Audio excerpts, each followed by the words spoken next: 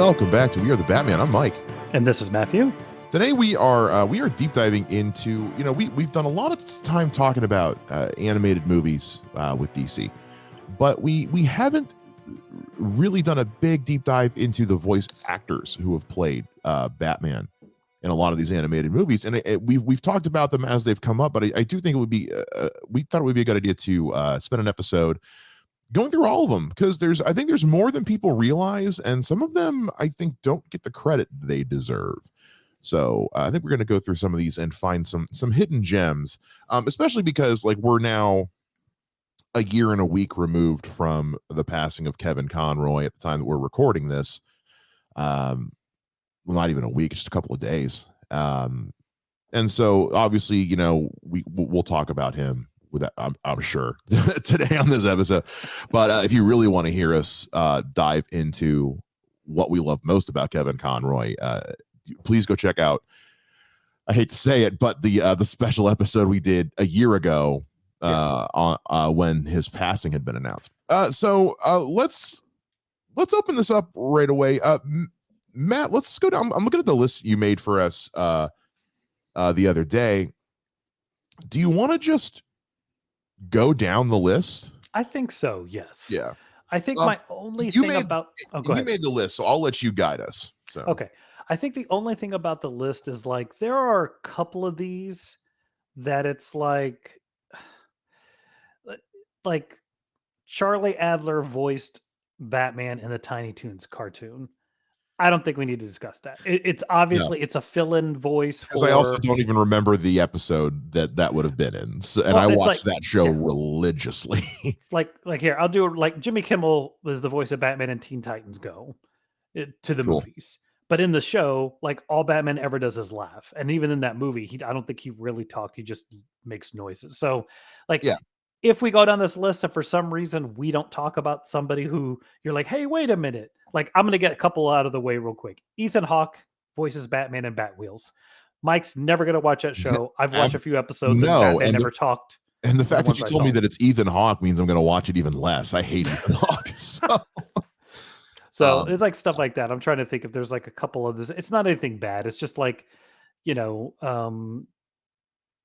are the two that the two or three that I was look, Seth Green voices him in Robot Chicken. We're not going to discuss that. No, we're not. This was just an all-encompassing list. We're going to go through look, I'm sorry, but we're going to go through the ones that matter. I don't want to be nasty about it, but yeah, we're not going to talk about we're not going to talk about Charlie Adler. Sorry. Charlie Adler's a great voice actor. It's not happening. Yeah. But that being said, we're going to go all the way back to the beginning. Now, I'm going to say the beginning in that if there are ads or serials that I missed, this is the list I found online. Guys, you're lucky we're going back as far as we are, honestly. Yeah. Cut us some slack. Yeah. So Olin Soul, I think is how you say his name, or Soule, depending on which way. He is the guy who voiced Batman and Super Friends in the 70s and 80s, and there were a couple other shows he's voiced him in during that time. Was he the one who did it for the Scooby-Doo stuff and that short-lived 70s cartoon, The New Adventures of Batman, or the Batman? I believe you know the one I'm talking about? Yes, because there's a time where Adam West apparently steps in and voices him as well. And I couldn't get, and not to be weird, nor did I do the research about which one of these guys did which thing, because it's almost like they switched off for a couple different things. Because Olin Soul's Batman is like a step and a half away from Adam West. It's pretty close. Yes, because you have to remember that Adam West originates the character in live action in the 60s. Yeah. Within a decade from that, the Super Friends cartoon starts. So I'm sure Olin is just kind of going by what Adam did. Well, and this is the age when voice acting was one of the lowest forms of acting in Hollywood. If you were an on-screen actor, you didn't do voice work. Who does that? And plus, just having cartoons in general was just seen as, cartoons, anything animated was seen as not worth anyone's real time. I mean, that's why Snow White was such a, people don't realize, for Snow White, the animated movie to get made was a groundbreaking achievement. So we're not that far removed from that.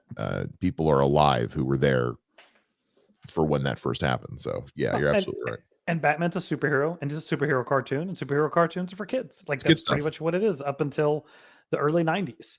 Um, but no, I think he does a really good job. He's the voice of Batman from my childhood. Yeah. I think this is one of those times where you have to go like he understood the assignment and he does the assignment very, very well. There's nothing I can go at this guy and say you did this wrong. I think he's perfect for what he was supposed to do. And look, if you go back to that show and watch some of the episodes, it's clear somebody on that show really knew the comics, and then the other 10 people in the room were just trying to make a cartoon. Yeah. Yeah. It's as much a part of my childhood as Kevin Conroy, because I was watching both at the same time. Super Friends was on during the day. Batman and Batman the Animated Series was on at night. Yeah. Like it was, yeah. So and then Adam West was also on during the day. So Adam West, Kevin Conroy, and Olin Sewell are what shaped my interpretation of Bat. So I kind of got the best of both versions of Batman, Dark Batman and Light Batman. Yeah. And yeah, Olin Sewell, because I also watch Scooby-Doo religiously, and we all know the Batman crossovers with Scooby-Doo from those days. They're fantastic. So getting to have Olin Sewell be a part of that, and I watched that 70s Batman cartoon. I think I've talked about it on here. The VHS tapes you could go rent that had like the little like best of episodes of all the animated superhero shows. So yeah, man. Love Olin Sewell. Great. He's a great Adam West adjacent. Yes. And of course, the next guy on the list is Adam West, who we kind of have mentioned. He does some of the spin-off shows. He did some of the Scooby-Doo ones. And then he does these really cool movies in the 2015, 2016, They're so which good. They're so good. So good. I've never read the Batman 66, but I don't think these happen without the success of Batman 66. And I enjoyed the movies. I actually think these are what makes 66 as big a seller as it is. I could be wrong. I have to look at the timeline on that one, but because they're about the same time as when they're hitting, is because like the nostalgia for Adam West era Batman really hit its peak. Because it's not long after he records those that he passes away. The first one came out, and he had recorded the second one, and then by the time it came out, he had passed. So the second one is tributed to him. It's really quick. I just checked. So the Batman 66 comic starts in 2013. Oh, okay. So it does come first. Okay. So it comes first, and that's maybe I'm thinking of the 89 comic. I think the 89 comic was after. Also the 89 comic I think is after all these other ones become a little more popular. The 66 comics, because they did that for Superman and Wonder Woman as well. Those are pretty good for being just comic interpretations of these versions of heroes. They're pretty good. Now that we've unlocked something that we should have a long time ago, I may go back and check them out. I would highly recommend it. I would recommend it. I really would. And yeah, those two animated movies that Adam West did with Burt Ward and not Lee Merriweather, Julie Newmar. Yeah. No, she wasn't in the animated one. Was she? No, it was the other one. Yeah, Julie Newmar. No, I was about to say Eartha Kitt, and I know that's not right. Are schlocky, cheesy. They're very much satire, I will say. The two animated movies from Batman Return of the Cape Crusaders and Batman versus Two-Face are straight satire. They are meant to be almost like a polite roast of the 60s Batman. Yeah, it's just the show, but a direct-to-DVD movie. but they are also, and they're on Max, and I got to see the first one at a Fathom event screening at the movie theater in town when it came out. This is pre-COVID, obviously, and I haven't been to one of those in a while. But I remember being in the theater with just a bunch of people my age, and we were all having the best time. It was so much fun. They are a delight, and they're on Max. If you get a chance to watch them, one of my favorite bits to this day, and I sent you a video of this, is when they're fighting in the TV studio, and as the action kicks in, one of the guys behind the camera hits a button that just says action sequence, and the camera just tilts 45 degrees. Because that's how they shot all the action sequences in the 60s show. And I was like, that is the funniest joke I've ever seen. That is so smart. I love everything about that. And Adam West is 110% in on just being Batman again. You can tell he's having fun with it. I think the funniest one is when he gets hit over the head and he gets the blurred vision, and Catwoman turns into the three different. It like goes to three spots, but it's three different. The three different versions is Catwoman. It's so funny. I think I rewound and watched that thing that part 3 or 4 times. It cracked me up so much. But also getting to hear Adam West deliver classic Batman catchphrases, like when he's fighting them in the space station and he's like he's doing the Dark Knight Returns. This is an operating table, and I'm the surgeon. Or doing, you want to get nuts? Let's get nuts. Hearing Adam West deliver classic Batman meme-esque catchphrases. I mean, it was just something I didn't know I needed in my life. Mm-hmm. I'm glad, having Burt Ward and Lee Merriweather is great, but if Adam West is not, because there was a period of time where Adam West wouldn't have done this. He didn't always have a sense of humor about his take on Batman. He was very proud of it. He didn't like it being the butt of the joke, but I think as time went on, he realized it's not so much that it's a butt of the joke as it is just, you got to be able to laugh at yourself and acknowledge things for what they are. And he it's kind of funny to think about, he voices the Gray Ghost in he does the original series, but then in the Batman, he's the mayor. And he's Thomas Wayne in Batman the Brave and the Bold. He's a couple things in Batman the Brave and the Bold, I think. So it's funny to me that he does come back eventually once he kind of, I don't want to say get over himself, that's a little harsh, but when he finally is like, okay, I can have fun with this, he does. All right, so look, next on the list I know is Kevin Conroy. Again, I don't know what all we can say about him we haven't said a million times over. Kevin Conroy is the GOAT. He is the GOAT. He is the best. I don't know what else to say. I really don't. The only thing I will say about Kevin Conroy, and it's not necessarily about Kevin Conroy, it's kind of about some of these other guys. Mm-hmm. After this, most of these guys get a movie. There's only 4 or 5 of them that get to do Batman more than 2 or 3 times in a directed DVD movie. So the fact that Kevin Conroy not only originates and has this amazing show, but then he gets to do him in the Superman cartoon, the 2 versions of the Justice League cartoon, dozens of directed DVD, dozens of video games.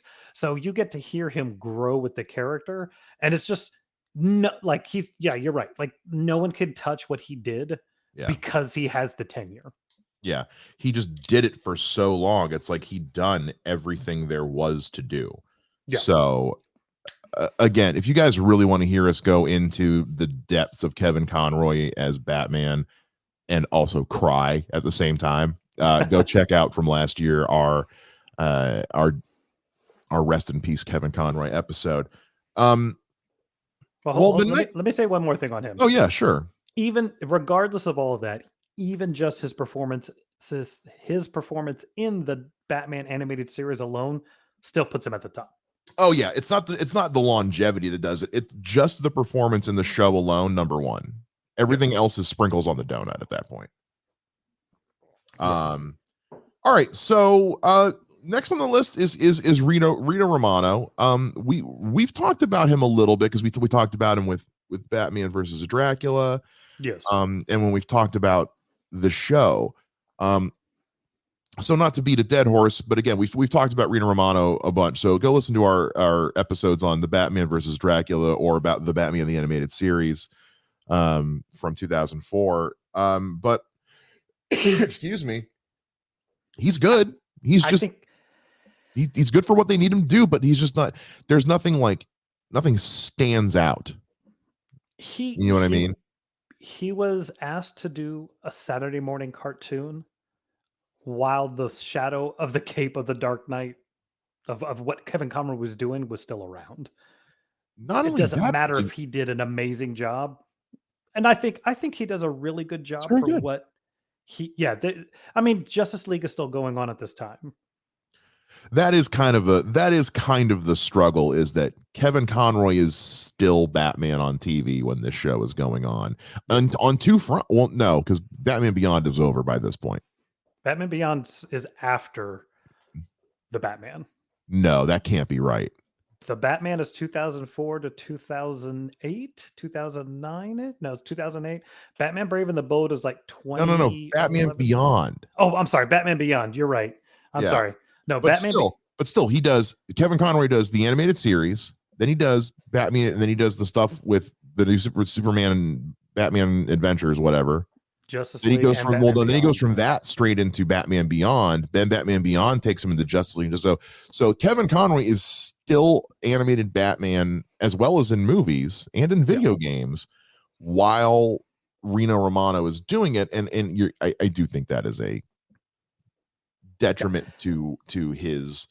I think he would have been better received had Kevin Conroy not also still been on TV. Yeah. I think this is what I'll say about this is like, it's a kid's morning cartoon. That's what it is.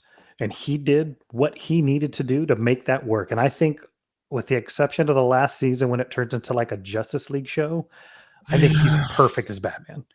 For this like mid-20s, late 20s Batman who's still building up to the Batman we know, I think he's great. The moment you try and make him the smartest guy in the room with the other Justice League members, I think it doesn't quite work, but that's just me being picky. I think he's great. I mean, I would say like he's better than most of the people on this list. He is. He had a definitive character of the Batman. It also didn't help him that they literally animated his to look just like Kevin Conroy's, like almost exactly. Yeah, as that show goes on, they just get to the point where like, just make it look like he looked before. Yeah. And I will say it was neat getting to see that version of Batman's interpretation of the different Justice League members and what they like. Their take on Flash is hilarious. Yeah. That he's like, yeah, that guy, he would talk really fast. He'd be kind of zippy. Yeah, no, that tracks. That makes sense. Yeah. The show, but Rino Romano is great because the one thing I will say about him though is I don't feel like he has a distinct separation between his Bruce Wayne and his Batman. No, and which I don't think is called for in this show. No, but I also think it should have been. That's more of a fault of the show. It's like that whoever was producing the show should have been like, hey, could you try and like make them sound a little bit different? Because right now your Batman just sounds like Bruce Wayne whispering. Not even whispering, just talking in a slightly lower volume. Yeah. But Rino Romano, yeah, he understood the assignment. We can kind of gloss over this next one a little bit, I think. Jeremy Sisto voiced him in Justice League New Frontier. It's an okay movie. It's not like a particularly like mind-blowing performance. This is one of those weird ones where I go like, Jeremy Sisto was fine, but Batman's only in that thing for maybe 5 minutes. He doesn't have much to do. So I don't know why he didn't come back for like Justice League Crisis on Infinite Earth or on Two Earths or some of these other ones. Like, I don't think he was so bad that they shouldn't have given him another chance. But I think this is one of those weird situations in my mind where they start doing the Batman of New Frontier has this voice. The Batman of this alternate reality, Justice League Crisis on Two Earths has this voice. They start, for some reason, switching it up for every single movie. And I get where they were like trying to give other people, maybe they were like treating each one as like an audition of who's going to be our next new Batman or something like that. And ultimately they land on none of them because we go to Jason O'Mara eventually, but and Diedrich Bader we're going to get to in a sec. But yeah, it's just Jeremy Sisto's a good actor, so it's like, why do you bother getting like Jeremy Sisto for I don't know. It just seems like, and I also wonder if maybe Jeremy Sisto was just kind of like, look, they offered me the chance to voice Batman. I was like, yeah. Oh yeah. At the same time, I'd be Batman. I mean, he'd sound like Ray Romano, but I'd be Batman if they told me. Hey, Joker. My mom said Joker. I can't be out. Yeah. Oh my! One of my favorite bits ever that Family Guy did was Kermit the Frog, Ray Romano, and the guy who played Egon, all at like a debate table or something like that. Yeah. I'm like, that's hilarious. Yeah. Well, so we mentioned him. Let's go to Dietrich Bader for Batman Brave and the Bold, because not something I had on my bingo card for my life, which is Dietrich Bader from the Drew Carey Show playing Batman quite well. Will Smith's aunt's white boyfriend. Yeah. Oh my God, I forgot about that. I forgot that was. Oh, I love when he was on the Fresh Prince of Bel-Air. The Christmas episode with him was still one of my. We'll talk about it later. But anyway, Dietrich Bader's great. Look, this is what I'll say about Dietrich Bader as Batman. Like, never in a billion years would he have ever been on any freaking list for Batman. Like, that is one of those things where, like, how does he even get on the list? I again, it's we talked about this with when they got Jack Quaid for My Adventures with Superman. It's like whoever got that name on the list isn't being paid enough. That is because man, what a Hail Mary that just paid off. I don't know how Dietrich Bader gets that meeting. I'm so glad he did, because he's also, if you go back and watch a lot of those Saturday morning cartoons, he's in the Batman cartoon. In the Rina Romano one? Yeah, he's in that. He voices. I'm trying to remember who he voices. He's been like. I'm gonna pull it up. I think, or am I thinking? Oh, you know what? Maybe I'm mixing him up with the Tick. No, you know what it was? He was Zeta in the Zeta Project. There we go. Okay, that's what it was. Yeah, which is a show that had far more potential than I think it got credit for. But anyway, no, he appears after this. No. Where, because he voices some anyway. The point is that he's been around, and he is fantastic as this weird dark interpretation of what Adam West's version of Batman is. Sure. Like, you still have the weird, like, you know, when he's just like, you know, the whole sentence, the first word of every sentence is the same letter, but it's perfectly, you know, perpetrator of powerful, I don't know, I can't do it. He's just awesome. And the fact that he makes it work, that he even gets the condescension sometimes, which cracks me up so much. One of my favorite quotes from that show to this day is when, and I forget the name of the villain, but it's the woman that looks like a man with she's got the beard and all that, and she's with the baby gangster. But anyway, she's like, you wouldn't hit a woman. He's like, the hammer of justice is unisex. Yeah.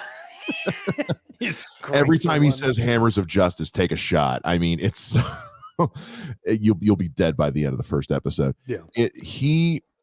He brings like a level of Adam West campiness. It's like the perfect blend of Adam West, Will Arnett, and Kevin Conroy, I think, in just the dramaticness, the campiness, but also like the self-awareness that you get with like the Lego Batman from Will Arnett. Yeah. And also just the fact that Dietrich Bader's hilarious and is just having a good time. Yeah. And it's again, I remember when I heard he was cast, I saw the design and I was like, I'm not watching the show. So here's a fun fact. I'm pulling up, looking at all the times he's played Batman. So in 2019, there was an episode of Young Sheldon where he was the voice of Batman. I don't remember that episode, and I like that show. They did another Scooby-Doo crossover Batman with the more modern one that which is awesome. I haven't seen that version of it yet. Then there was Justice League of America, JLA Adventures Trapped in Time. There was a direct-to-video one. And he does great in that one too. Scooby-Doo, Batman Brave and the Bold. And then we get to, so in Batman Beyond and Zeta Project, he's Zeta. So in the Batman, the animated series, he was Captain Slash and the Shadow Thief. So it was just kind of small villain roles. And then Batman Brave and the Bold, he was on in Mad TV in 2010, 2011, at one point he plays Batman. I think these were like when they were doing like animated shorts and stuff online. And he currently is Batman on Harley Quinn. There you go. I was gonna Yeah. say, dude, come on now. And doing, I was getting there. I was going down the list, and is, by the way, doing so expertly. It is such a different take than his Batman from Batman Brave and the Bold. And I'm so glad that he's able to differentiate. It's not like he's just rehashing the same voice or the same cadence. Like, Yeah. he made it its own character. He is so good at this comedic take on Batman. Yeah. It's insane. Again, it's insane how good he is and how much every time he comes back as the character, I'm like, bring him back again. Yeah. No, I really was hoping that Trapped in Time movie was going to be a series. Well, and I'm still waiting to see what's going to happen with this Batman Caped Crusader animated series that now I think I think Prime is who are going to be the home for it now. Yeah. So we'll see whenever that comes out. I hope we'll get an announcement about that soon. He's in it. Yeah, we know he's in it. We don't know he's not Batman, but we know he's in it because he said so on Twitter. Yeah. All right. I think we can kind of gloss over a couple of these next few. So William Baldwin voices him in Justice League Crisis on Two Earths. I think the movie's fine. I think his take on Batman's fine. It's just not in it that much. I like that movie a lot, but more for Owlman. Yeah, which is weird when you consider the fact that that's James Woods. Yeah. Didn't have that on my bingo card for life. But William Baldwin's fine. It's fine. I do want to say I do really like Bruce Greenwood's take from Red Hood and Young Justice. Bruce Greenwood's the one where I'm like, why wasn't he just the guy you use for the New 52? Yeah. Like, and we'll talk about Jason O'Mara in a bit, but he was really, and I think maybe it was just his availability. Because Bruce Greenwood works steadily. Like, he's not hurting for work. But we also know there were other things going on with the whole, so maybe they wanted him for more than he was able to commit, because at this point he's still doing Star Trek at this point. So that's true. It's true. But no, I think, like, I thought he was great. He's another one of those, like, sure, that's a cool idea, and he does fantastic in the Under the Red Hood. Yeah, he does amazing in the Young Justice show. I really wish he was able to do it more often. Heck, I would have taken him in the Dark Knight Returns over who we got in that. I know you did not like. Yeah, we'll talk about that in a bit. I have long said that the Under the Red Hood animated movie was voice cast so well that you could almost use the voice cast as the live action cast. Yeah, because if you think about it, like Jason Isaacs as Ra's al Ghul, I'd watch that movie. Jensen Ackles playing live action Jason Todd Red Hood. Yeah. Bruce cosplay. Great cosplay. And look, Neil Patrick Harris in the right shape could be a good Nightwing.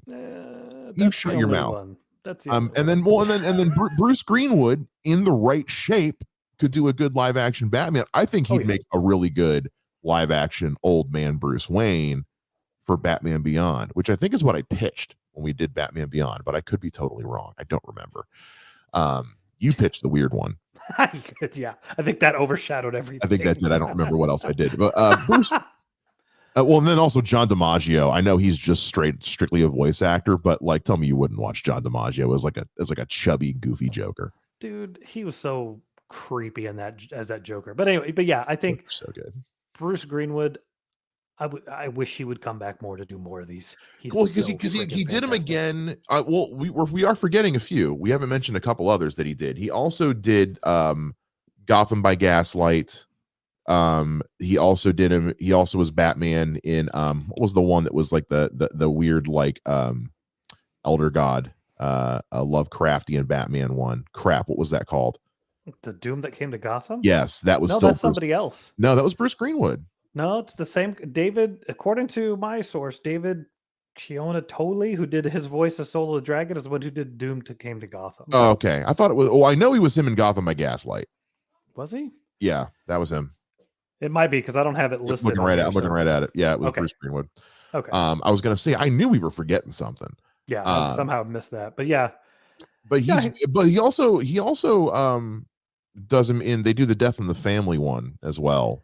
Which unfortunately, we're never going to talk about that because I refuse to go buy the Blu-ray, and you can't do the choose your own adventure thing on Max. You can only watch the straight story, and I'm like, But the only thing with that Death in the Family, from what I remember seeing, is it's just recut under the Red Hood. No. It's choose your own adventure, so there's like 17 different endings. Okay, I'll have to go 'Cause You because I think when you I can watch it, I was like, it's just well, okay, hits from under the when hood. you watch it on Max, it's just that. Okay. Max doesn't have the choose your own adventure thing. If you get it, if you get a physical copy, you can basically pick how certain scenes end, like whether or not Jason dies, whether or not Batman Okay. makes it. Because that's how Jason's death happened. It was a write-in. Anything could have Yeah. happened. So they created this like choose your own adventure way that things can happen in Death in the Family, and it has like I think it has like 7 different endings, not 15, like seven different Yeah. endings that end with like Joker dying, Joker living, Joker getting cured. Like it's all crazy stuff. It's really interesting. You can find them all online. Like Okay. somebody went through and made like got like all the different endings and put them up on YouTube illegally. So they're there. But yeah, but that was still Bruce Greenwood. But anyway, Bruce Greenwood rules.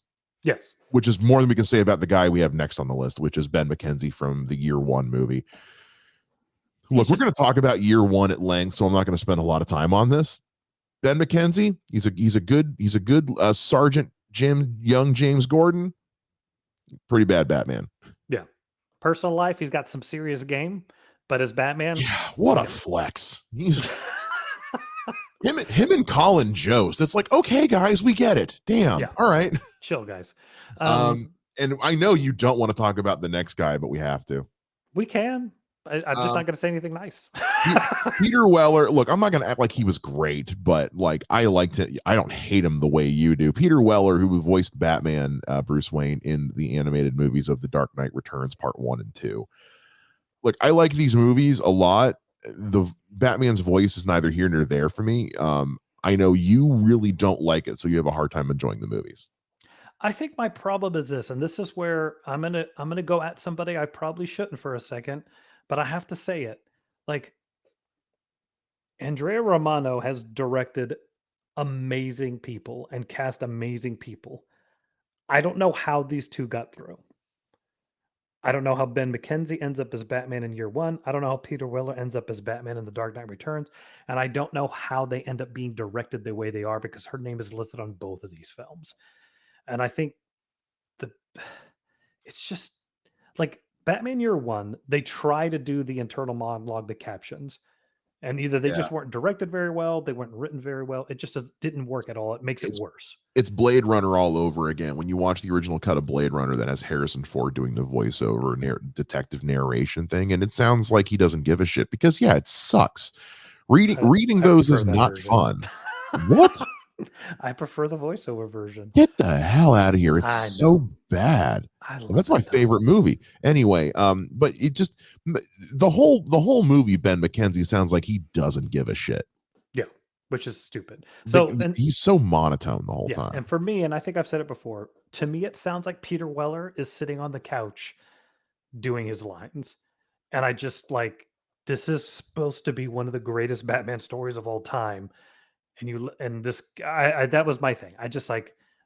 Well, I do think that also calls to point something I think we as a people need to collectively admit, which is remember that The Dark Knight Returns was written in the 80s.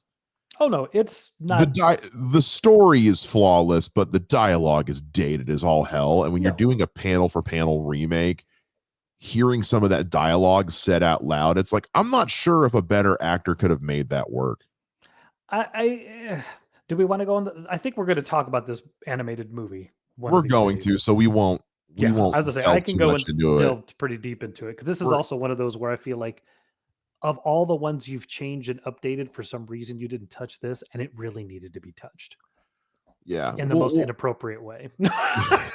Okay, so we're gonna gloss over Seth Green. I really don't want to talk about Anthony Ruvivar from Beware the Batman. I hated that show. It was, I think I watched 2 episodes. It was pretty bad.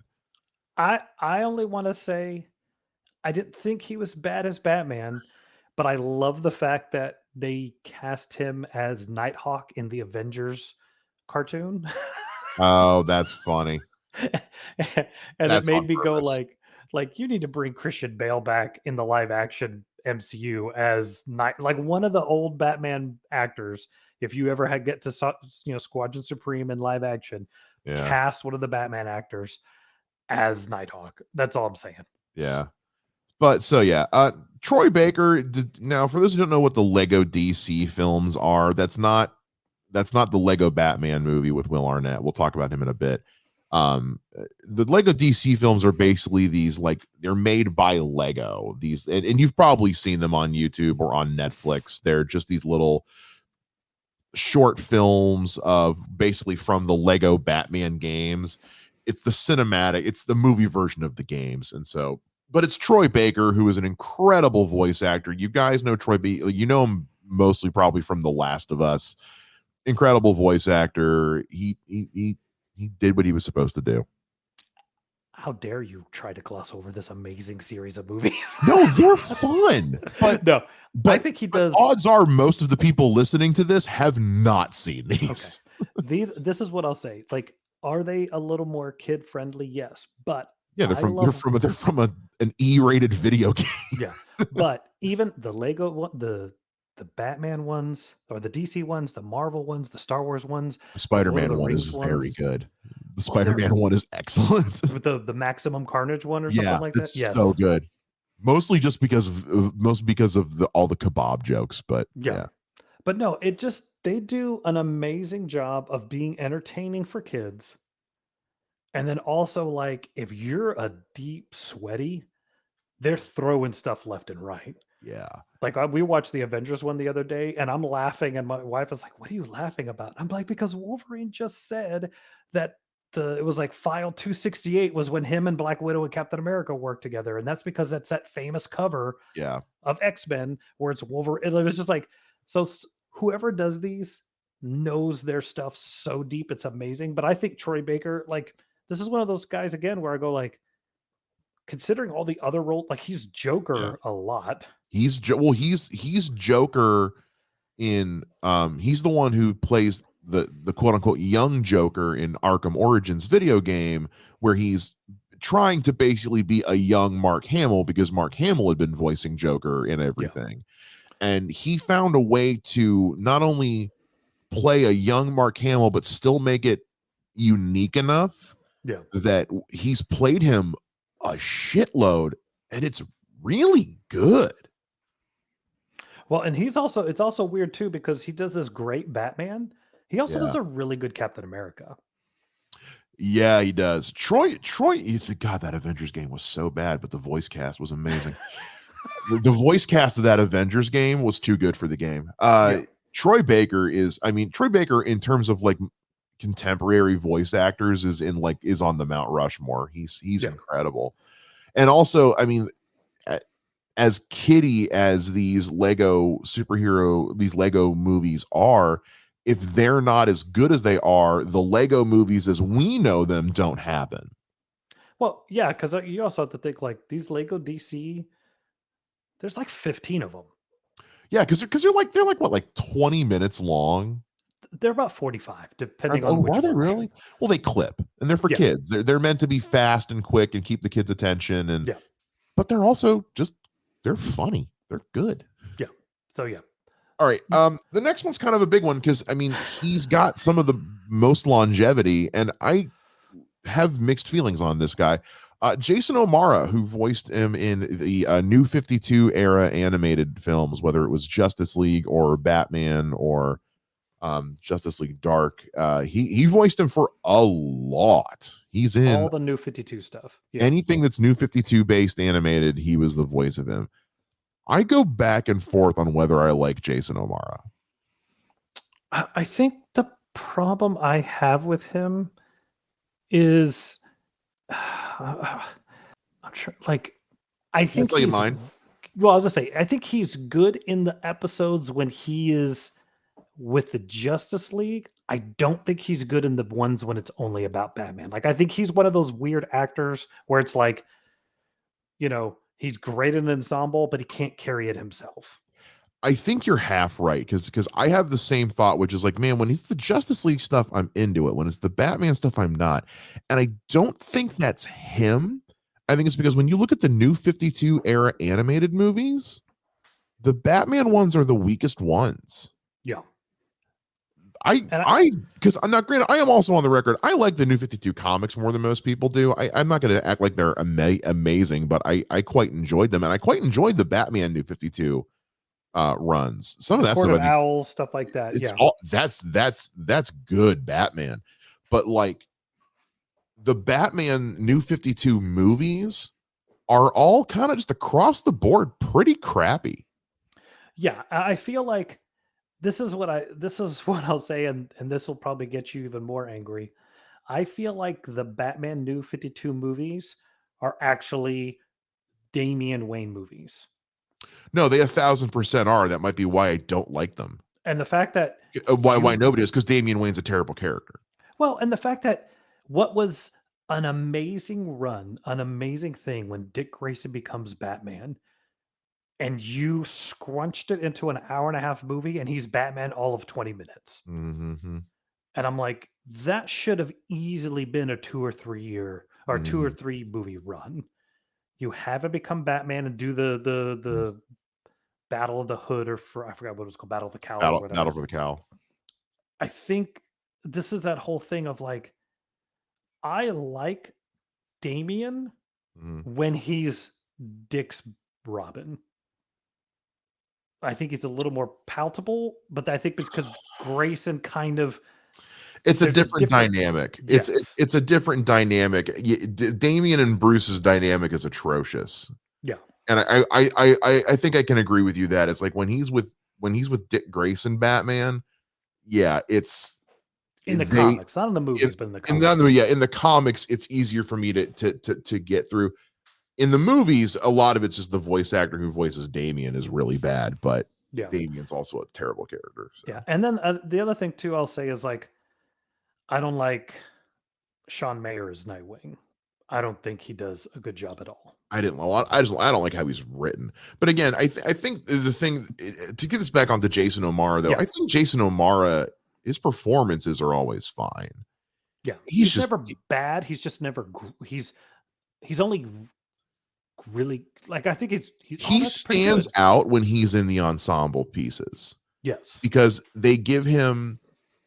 It feels like when it's in the Batman movies, they don't know how to fill a full movie with Jason. Yeah.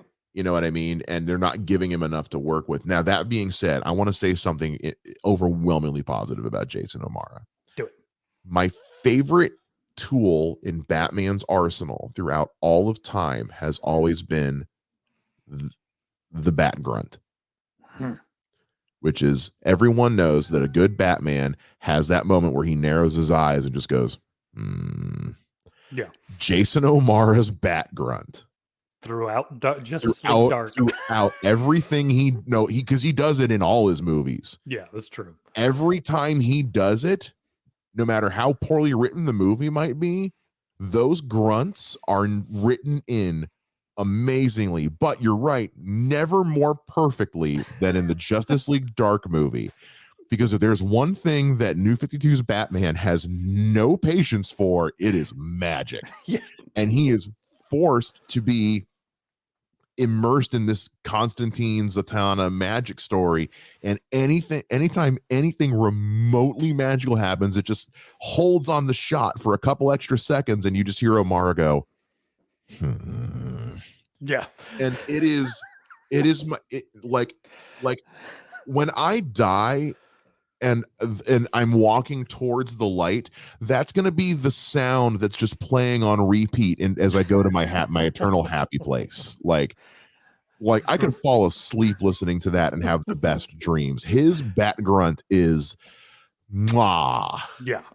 No, that's the most fun of watching Justice League Dark is just those moments where I mean, that and Matt Ryan's impeccable performance as Constantine, but honestly, Batman's, when everyone goes inside the coma patient's brain and he's just left alone in the hospital room and he's just like,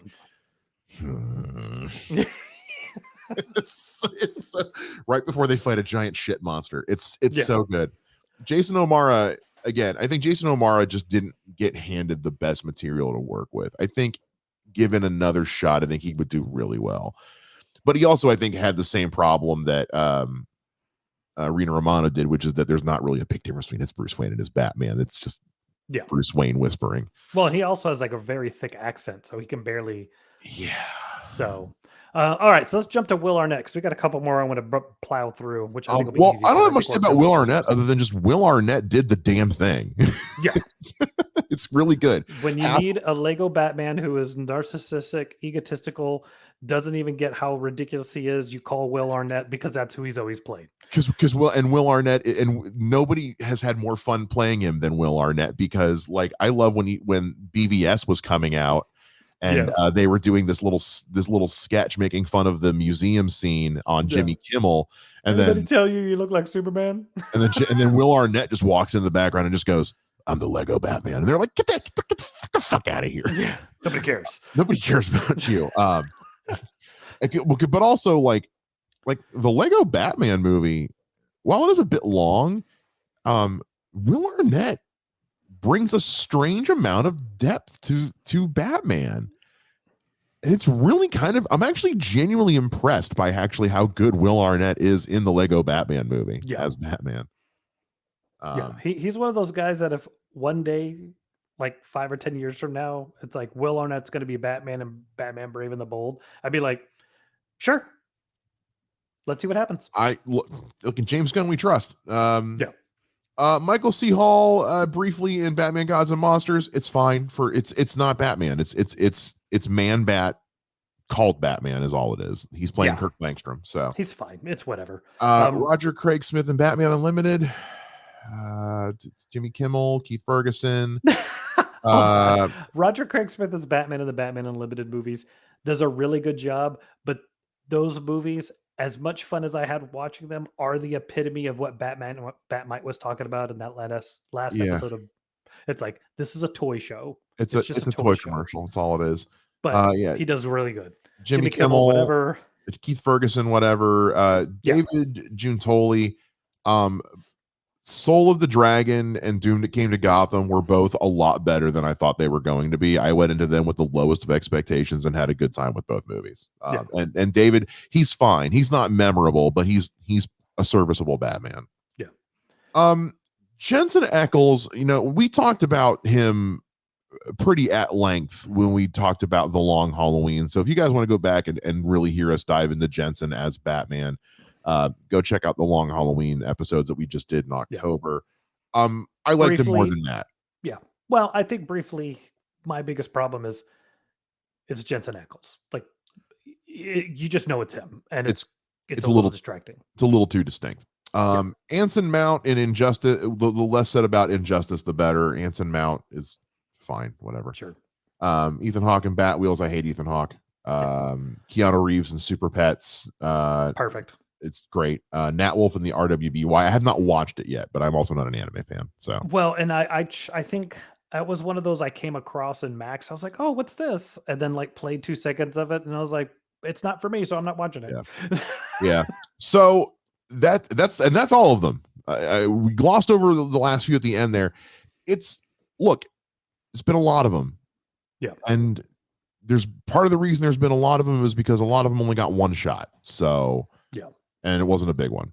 But the ones that had the longevity, I think, had it for a reason. Mm-hmm. Even if I don't always know what that reason is. Well, let me ask you this: if they're alleged. I guess we got Jensen for this current version. In the Tomorrowverse, anyway. Yeah. If they did another reboot, say they decided, hey, we're going to go back and do pre-Crisis Batman, like Neil Adams Batman, would you bring back any of these people to be Batman, or would you? I don't know. I mean, if they said they were giving Bruce Greenwood another chance, I wouldn't say no, honestly. Yeah. There's not really anybody that when I look at this list and the ones that I think they might that are like realistic, because like I don't think they would go back to Ben McKenzie. I don't think they'd go to Peter Weller. Yeah.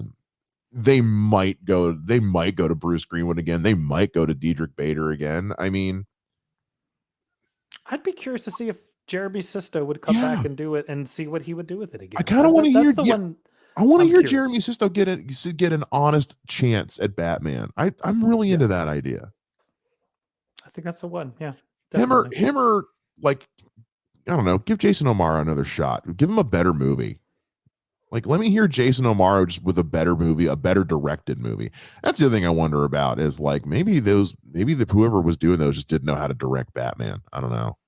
Well, New 52 is when Bruce Timm's gone. Yeah. So I don't know. Well, yeah, because who it was what's his name who directed all of those? It was the same guy who directed like everything. Sam Liu, yeah. Yeah. No, I think that what I'd be really interested in seeing is Troy Baker voice Batman in a non-DC Lego movie. Right? Just to see what it would look like. It's Troy Baker. Give me Troy Baker all the time. Yeah.